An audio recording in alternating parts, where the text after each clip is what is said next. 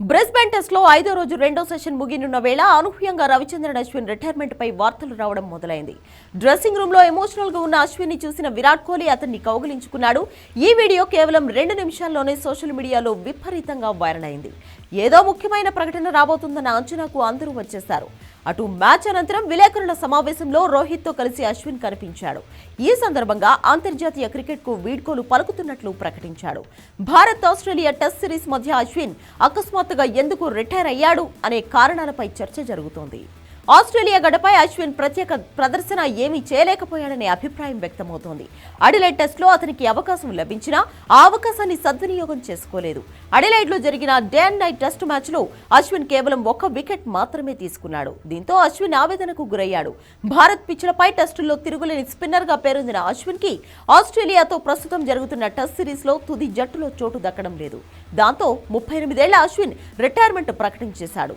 అయితే విషయాన్ని ముందే రోహిత్ శర్మకి చెప్పాడట. ఆస్ట్రేలియా పిచ్లపై స్పిన్నర్ల ప్రభావం పెద్దగా లేకపోవడంతో మిగిలిన 2 టెస్టుల్లోనూ అశ్విన్ ను ఆడించే సంకేతాలు కనిపించలేదు. దాంతో అశ్విన్ రిటైర్మెంట్ ప్రకటించినట్లు తెలుస్తోంది. పెర్త్ టెస్ట్ లో అశ్విన్ కి తుది జట్టులో చోటు ఇవ్వకపోవడంతో అప్పుడే రిటైర్మెంట్ పై అశ్విన్ ప్రాథమికంగా నిర్ణయం తీసుకున్నాడట. ఆ తర్వాత అడిలైడ్ టెస్ట్ లో ప్లేయింగ్ 11 లోకి వచ్చాడు. ఇక్కడ కూడా కోచ్ కెప్టెన్ ను ఆకట్టుకోలేకపోయాడు. ఇక 3వ టెస్ట్ మ్యాచ్ లో అతన్ని బెంచ్ పై ఉంచారు. అతని స్థానంలో రవీంద్ర జడేజాకు అవకాశం లభించడంతో జడేజా అద్భుత ప్రదర్శన చేసి సెలెక్టర్ల నిర్ణయం సరైనదేనని నిరూపించాడు. ఇక్కడ కూడా అశ్విన్ ప్రదర్శన చర్చనీయాంశమైంది. ఆల్రౌండర్ రవీంద్ర జడేజాపై అందరూ నమ్మకంగా ఉండడంతో తనకు ప్లేస్ దక్కే ఛాన్స్ లేదని యాష్ కు అర్థమైంది. జడేజా అద్భుత ప్రదర్శన తర్వాత మిగిలిన 2 మ్యాచ్లలో అశ్విన్ బెంచ్ పై కూర్చుంటాడని అనిపించింది.